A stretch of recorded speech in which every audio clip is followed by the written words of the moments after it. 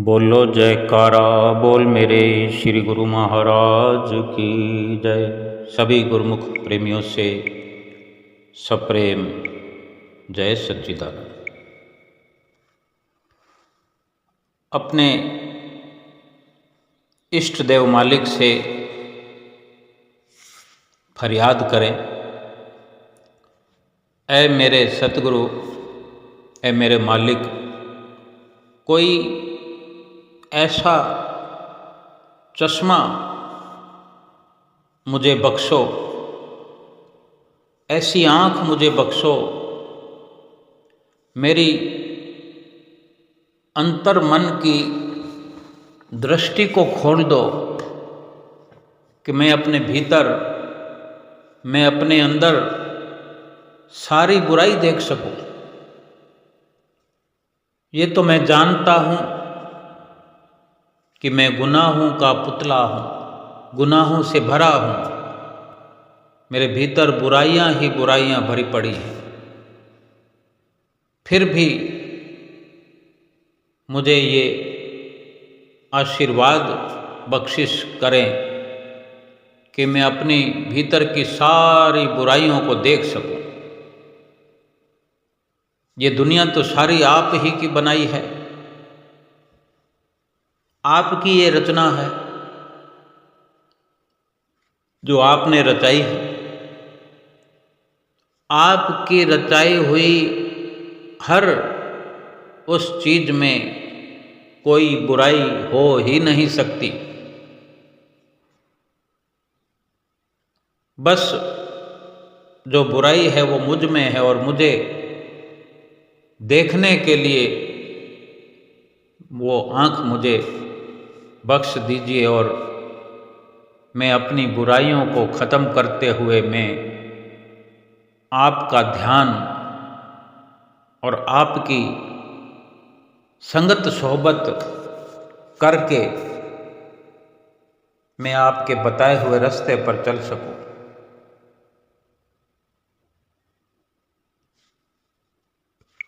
और हम अक्सर सुनते रहे, बचपन में भी सुना है, स्कूल में भी हमने पढ़ा है, सुना है कि किताबों में भी वो ज्ञान सिखाया जाता रहा है। लेकिन भूल और अज्ञान के कारण हमने केवल सभी प्रकार के ज्ञान को हमने बाहरी समझकर, बाहरी बना करके, केवल पढ़ने पढ़ाने का समझकर या एक बिजनेस स्तर पर या एक केवल कोरे ज्ञान के स्तर पर ही हमने सुना पढ़ा और केवल उतना ही लाभ हमें पाना था और उतना लाभ ही हमें मिलता रहा, जिससे हमारे अंदर की गहराई से दूर दूर तक कोई वास्ता नहीं है। ऐसे ज्ञान से पढ़ने को हमने पढ़ा है, सुना है कि बुरा जो देखन में चला, बुरा न मिलिया कोय। बुरा जो देखन में चला, बुरा न मिलिया कोय। जो दिल खोजा अपना, मुझसे बुरा न कोय, मुझसे बुरा न कोय। एक बार भी अगर हम ये निश्चय कर ले कि अगर दुनिया में कोई बुरा है तो स्वयं मैं हूं, अगर कहीं बुराई है तो वो मेरे भीतर है।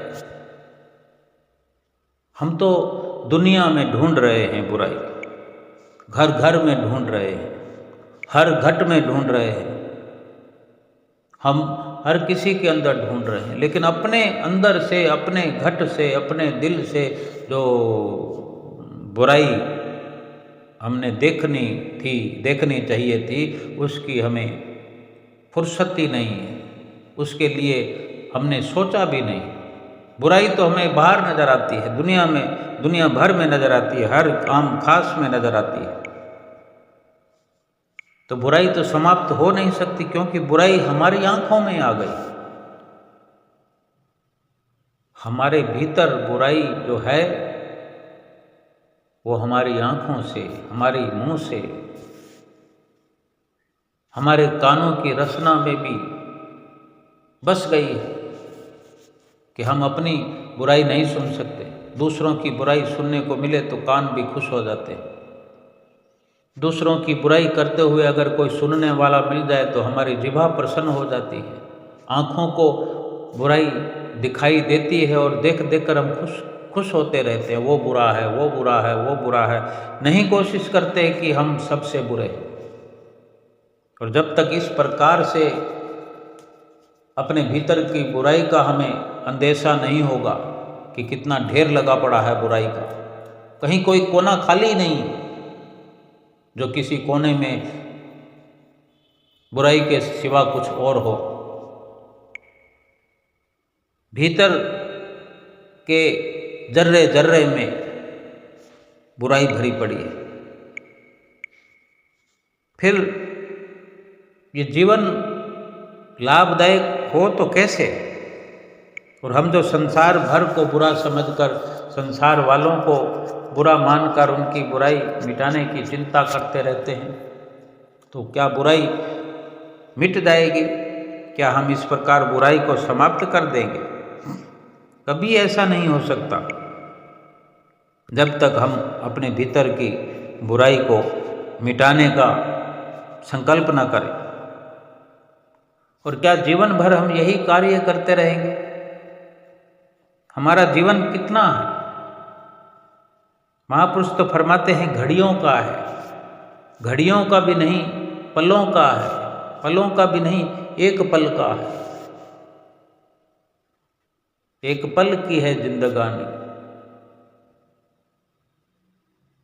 फरमाते हैं कि छोड़ मन तू अड़ियाँ, ये जीवन है दो घड़ियाँ, जाना है एक दिन विच मड़ियाँ। मड़ियाँ कहते हैं शमशान को। यानी हम जो अड़ियाँ लगाते हैं, ऐसे नहीं करूँगा, ऐसे नहीं करूँगा, हम ऐसे नहीं करेंगे। महापुरुष फरमाते हैं छोड़ मन तू अड़ियाँ, ये जीवन है दो घड़ियाँ, जाना एक दिन है विच मड़ियाँ। एक दिन शमशानों में जाना, जाना एक दिन है विच मड़ियाँ, जिससे जिथे सुंदर देहां सड़ियाँ। जहाँ सुंदर से सुंदर शरीर भी सड़ गए हैं, जला दिए गए हैं। जाना है एक दिन विच मड़ियाँ, जिथे सुंदर देहां सड़ियाँ, उठ चेता कर करतार नू ते सिमर सच्ची सरकार। फरमाते हैं कि उठ,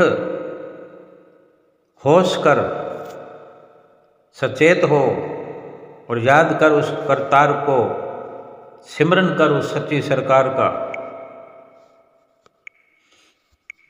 महापुरुषों के वचन यूं ही नहीं है। ऐसा सोने जैसा शरीर,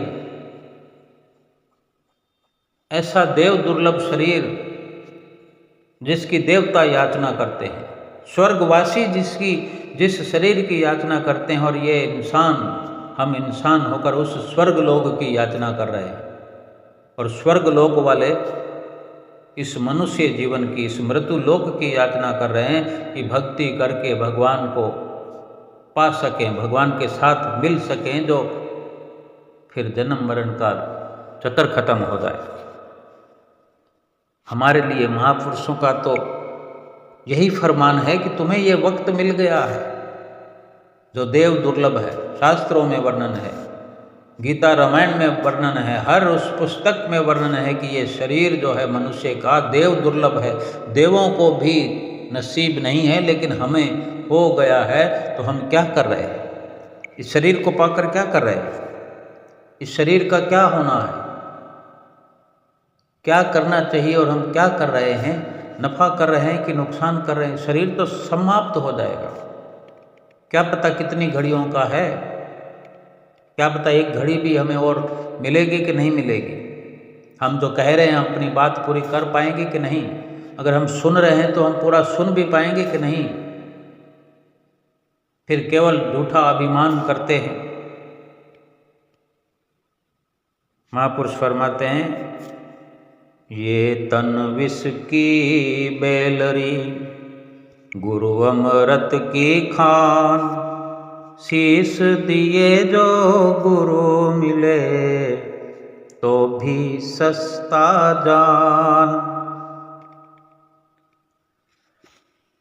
यानी इतना कीमती ये मानुष तन है, इतनी कदर कीमत का, इतने महत्व का देव दुर्लभ ये शरीर है। इससे भी कोई कीमती वस्तु है, वो है सतगुरु का साथ मिल जाए, सतगुरु मिल जाए।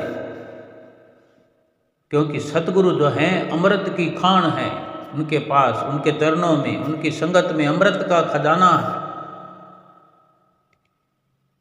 इस कीमती शरीर के सर को भेंट कर देने से भी अगर सतगुरु की प्राप्ति हो जाए तो परम संत कबीर साहब जी के वचन हैं कि यह सस्ता सौदा होगा। अब हम विचार करें, हमें तो कितना सस्ते में सतगुरु मिले, कितना आसानी से मिल गए। बेशक हमारे पूर्वले कर्म हैं, हमारे नसीब हैं, हमारे भाग्य हैं, हमारा सौभाग्य है कि हमें सतगुरु की चरण शरण प्राप्त हो गई है। हम बड़े नसीबों वाले हैं। लेकिन ये तो सोचें कि फिर हम इतने नसीबों वाले बनकर भी क्या कर रहे हैं? भाग्यशाली बनकर कोई भाग्यों वाला काम भी कर रहे हैं कि नहीं कर रहे हैं? विचार करने जैसी जो बात हो उसको विचारना पड़ेगा। अगर ये शरीर है इतना कीमती है, लेकिन महापुरुषों ने इस कीमती शरीर के भी कई रूप बताए हैं। इस शरीर को जहर का एक लोथड़ा बताया है, जहर का थैला, गुथला, या कोई बेलरी, कोई बूटा कह दें, पौधा कह दें, या खजाना भी कह दें। ये शरीर जहर का खजाना है।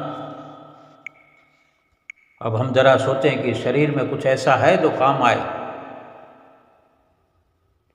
इस शरीर में पहुंचते ही जहर बन जाता है।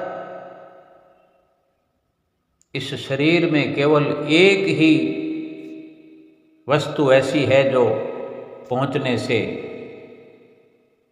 उस जहर को भी खत्म कर देती है। वो है सतगुरु से मिला हुआ नाम।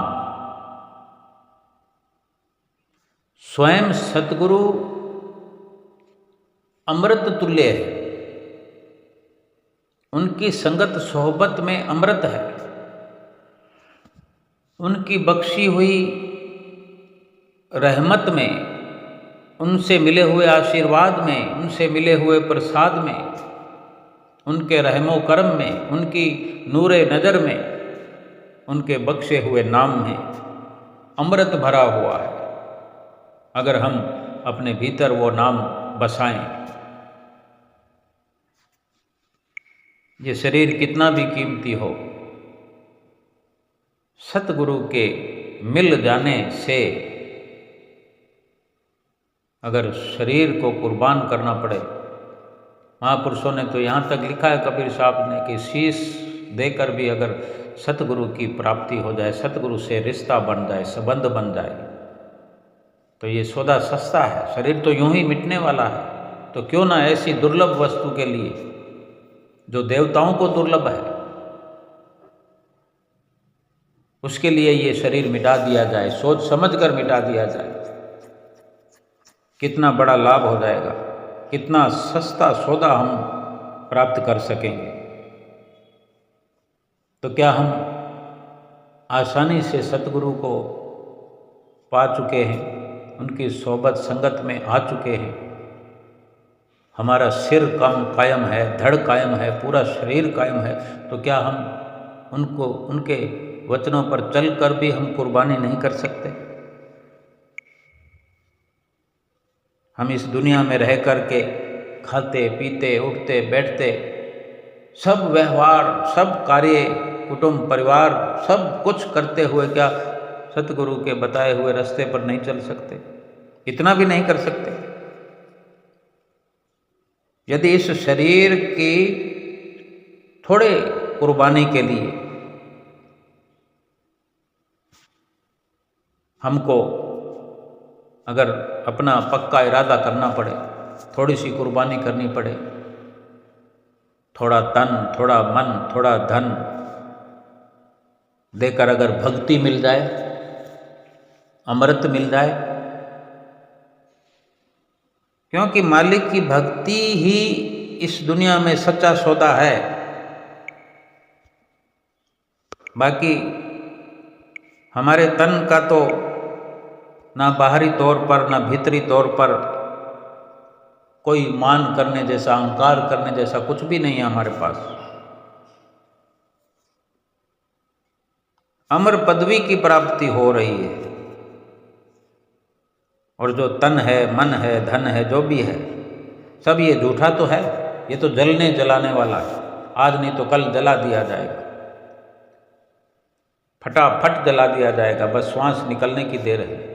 एक रात कोई रखने को तैयार नहीं, मजबूरन रखने वाले रखते हैं, रात हो जाने पर रखना पड़ता है, नियमों से बंधे हुए। लेकिन मौका मिल जाने पर कोई रखना नहीं चाहता। ऐसे शरीर के लिए अमरत्व मिल जाए, अमर पदवी मिल जाए, सतगुरु के मिलने से उनसे नाम की बख्शिश होने से जो अमर पदवी मिलती है वो यही है कि ये आत्मा परमात्मा से मिलकर हमेशा हमेशा के लिए अमर हो गई।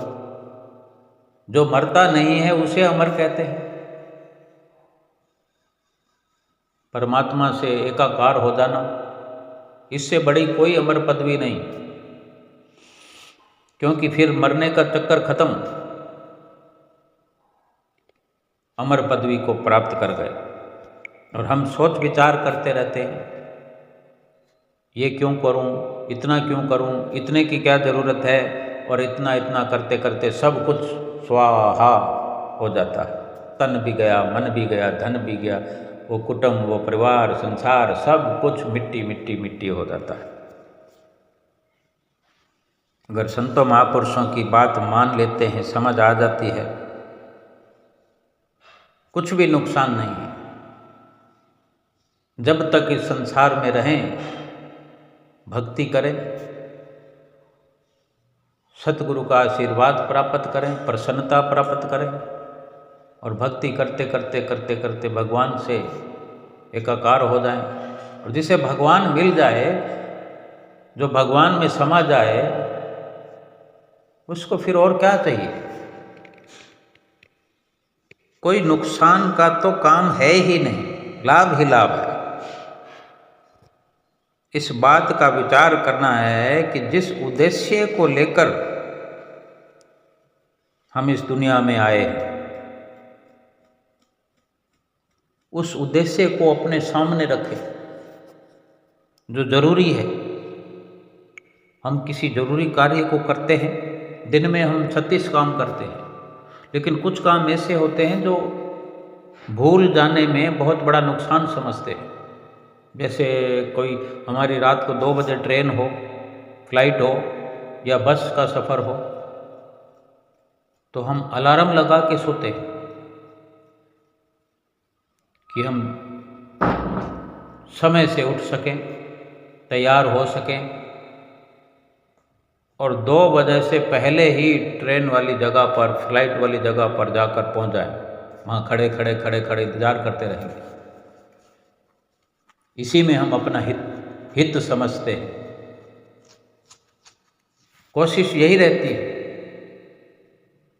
पूरी तैयारी के साथ। ये झूठा संसार है, झूठे काम हैं, इनमें इतनी सतर्कता। अलार्म के साथ साथ घर के सदस्यों को भी बोल देते हैं कि ध्यान रखना, तुम भी अलार्म लगा लो, मुझे उठा देना, कहीं चूक ना हो जाए, भूल ना हो जाए। रेलगाड़ी में भी ऐसी सुविधा है कि अलार्म बज जाता है। रेलवे ट्रेन में टिकट कलेक्टर को भी कह देते हैं, टिकट चेक करने वाले टिकट चेकर को भी कह देते हैं कि मुझे भैया उठा देना, सोया ना रह जाऊं, मेरी ट्रेन कहीं आगे निकल जाए। कितनी मुसीबत हो जाती है। जब नफ़ा नुकसान समझने के लिए हम काबिल हैं तो ये समझ में क्यों नहीं आता कि ये जीवन रूपी गाड़ी जो है कब किस वक़्त चल पड़ेगी, इसका तो टाइम भी नहीं है। हमने कोई अलार्म नहीं लगाया, किसी को हमने कहा भी नहीं, लेकिन एक संत महापुरुष हैं जो पुकार पुकार कहते हैं कि तेरी गाड़ी छूटने वाली है, तेरी गाड़ी पहुंचने वाली है, तेरा समय हो गया है, मंजिल पर पहुंचना है, तुझे समय पर पहुंचना है। हम कानों में जाने रुई डालकर बैठे हुए हैं। यानी केवल इसी दुनिया के सफ़र से, लोक से परलोक जाने वाले सफ़र में ही हम जानबूझकर अनजान बने हुए, लापरवाह बने हुए, गफलत पे गफलत किए जा रहे हैं। अपने लक्ष्य को सामने नहीं रख के हम बैठे हुए। अलार्म लगाने का, किसी को कह देने का या चिंता करने का मतलब यही है कि हम जो कार्य करने के लिए आए हैं वो हम भूल ना जाएं। लेकिन ये संत महापुरुष हमें याद है, हम तो भूल गए, हम तो भूले हुए हैं। कभी कभार याद आता है तो गफलत कर देते हैं। यानी अपने इस कार्य की जिम्मेदारी हमने अभी तक अपने हाथों में नहीं संभाली है।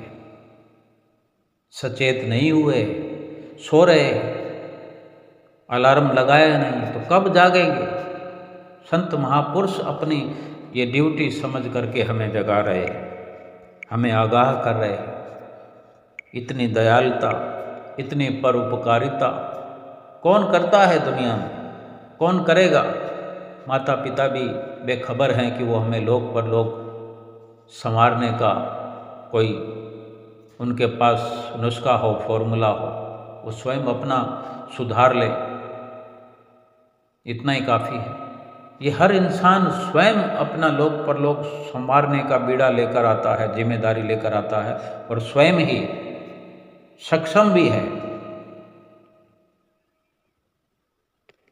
फिर भी बीच मझधार में अटक करके 84 लाख योनियों का अधिकारी बन करके गोते खाता रहे, ये कितने दुख की बात है। महापुरुषों ने समय समय पर हमें जतलाया है, चेताया है और चेता रहे हैं, बार बार याद दिला रहे हैं। महापुरुषों ने भक्ति के साधन जो बनाए हैं, ये जो नियम बनाए हैं, ये इस गाड़ी पर, जीवन रूपी गाड़ी में सफ़र करने के लिए, सफ़र आसान करने के लिए, अपने नियत स्थान पर पहुंचने के लिए, अपनी मंजिल पर पहुंचने के लिए, मंजिल मकसूद पर पहुंचने के लिए, हमारे लाभ के लिए कि जो श्री आरती पूजा, दूसरा नियम सेवा, तीसरा सत्संग और चौथा सुमरण ध्यान दर्शन, ये 5 नियम जो बनाए हैं हमारे भले के लिए बनाए। रोज का रोज याद दिलाए जाते हैं, रोज दिन में कई कई बार। जहाँ जहाँ भी सत्संग की आवाज़, जिस भी आवाज़ में, जिस संत महात्मा की आवाज़ हमारे कान में पड़ेगी, जरूर सुनाई देगा कि 5 नियमों की पालना करनी है, 2 घंटे भजन अभ्यास करना है। क्यों नहीं हम समझने की कोशिश कर रहे, दिन दिन करके, घड़ी घड़ी करके, पल पल करके वक्त बीतता जा रहा है, गुजरता जा रहा है, गुजरता जा रहा है और गुजर जाएगा, पर मंजिल हमारी वहीं की वहीं पड़ी रहेगी और हम चल देंगे 84 के सफ़र में।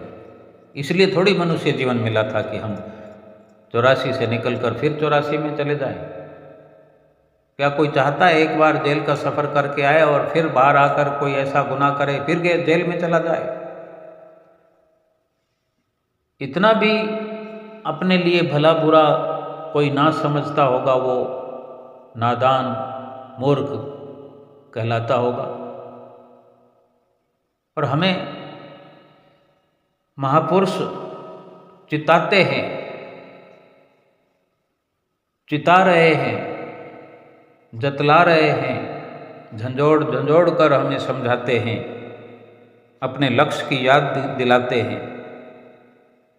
हम अगर इस मनुष्य जीवन का पूरा पूरा लाभ उठाना चाहते हैं, कोई अपनी दुकानदारी में जा कर के दुकानदारी करता है, कोई बिजनेस में बिजनेस करता है, या कोई अपनी ड्यूटी पर जाता है, कहीं नौकरी करता है, गवर्नमेंट हो या प्राइवेट हो, कोई अपनी दिहाड़ी में कमी करना चाहता है। 1000 रुपये रोज की दिहाड़ी हो तो कोई चाहेगा कि मैं 500 रुपये कमा लूँ, बहुत है क्या कर लूँ। ऐसा ज़रूर हो सकता है कि वो काम तो कम करे लेकिन दिहाड़ी पूरी चाहे, ऐसा ज़रूर हो सकता है। लेकिन कोई ऐसा नहीं चाहेगा कि काम तो मैं ज़्यादा करूं, 1500 का कर दूं और रुपए मुझे 1000 मिले या 800 मिले या 500 मिले, ऐसा नहीं हो। तो फिर ये मनुष्य जन्म जिस काम के लिए मिला है, अगर उस काम को पूरा नहीं किया या मनुष्य जीवन का पूरा पूरा लाभ नहीं उठाया तो फिर अक्लमंद कौन कहेगा, समझदार कौन कहेगा। कोई इंसान दुनिया में ऐसा नहीं है जो अपने आप को मूर्ख कहलाए,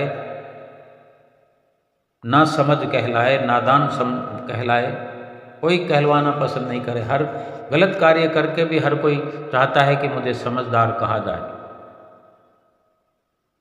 ऐसा तो नहीं हो सकता। एक जगह चूक हो सकती है, दूसरी जगह चूक हो सकती है, लेकिन जहाँ कोई समझदार कोई चेक करने वाला होएगा तो वहाँ तो पोल खुल जाएगी।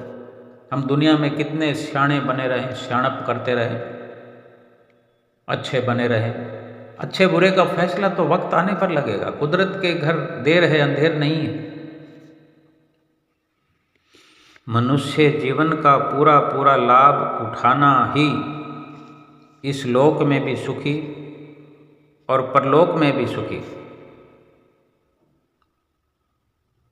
और ये हमारे लिए तो इतना सुख रूप सतगुरु ने अवसर बना दिया है, अपनी रहमतें बरसा दी हैं, अपना प्यार लुटा दिया है, अपने आशीर्वाद से हमें माला माल कर दिया है। हम अपनी जिभा से उनके गुण अनुवाद नहीं गा सकते, उनकी महिमा का वर्णन नहीं कर सकते कि हमें लोक और परलोक सुहेला हमारा करने के लिए रात और दिन हमारी चिंता करते हैं, बार बार समझाते हैं। हमें घर बैठे ही संत महात्माओं को भेजकर समझाने के लिए यत्न करते हैं कि किसी भी प्रकार से हम समझ पाएँ, हम दुखों से बच जाएं, 84 के चक्कर से बच जाएं, अपने जीवन को सफल करके सतगुरु की प्रसन्नता को प्राप्त करें, लोक परलोक सुहेला करें, परमात्मा से अपनी आत्मा को एकाकार करें। ऐसे परोपकारी सतगुरु हमें मिले हैं। ऐसे सतगुरु हमारे सिर पर हाथ रखे हुए हैं, जो हम इतने सौभाग्यशाली हैं, इतने नसीबों वाले हैं। अगर हम सतगुरु की आज्ञा की पालना करते हुए सफ़र करेंगे, जीवन व्यतीत करेंगे, कार्य व्यवहार करेंगे, संसार की भी सारी खुशियाँ मिलेगी। कोई ये ना सोचे कि भजन बंदगी ज़्यादा करने में फिर कमाई की कमी हो जाएगी, घर परिवार में कोई कमी आ जाएगी, या कोई संसार के काम फिर कौन करेगा, अपने आप होते चले जाएंगे।